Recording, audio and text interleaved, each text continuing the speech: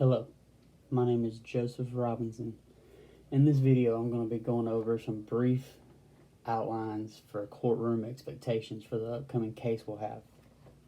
Some of the expectations we need to make sure we have is for the expectations for an expert witness. The main one is to make sure that you're on time. All witnesses need to be on time, and you don't need to be late.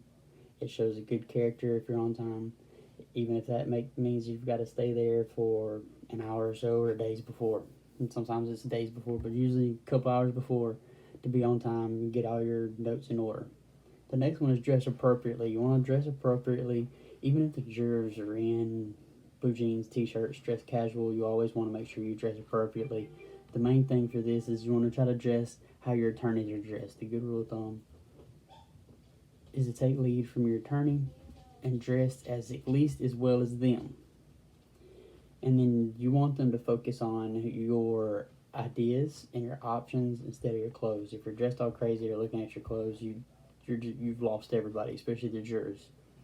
And the next thing you want to do is you want to find out if anything exists that the court may not, it may be forbidden in the court. Say, liability insurance is usually forbidden in negligence and then products liability cases.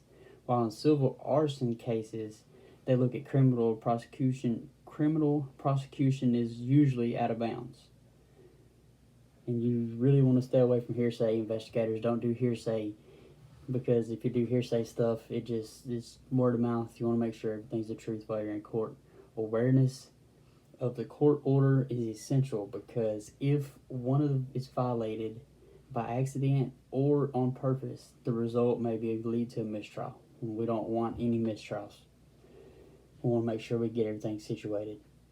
And then a way to avoid courtroom controversy or with a defense attorney is make sure when you're in the stand you're always polite. Yes sir, yes ma'am, no sir, no ma'am, stuff like that. Answer.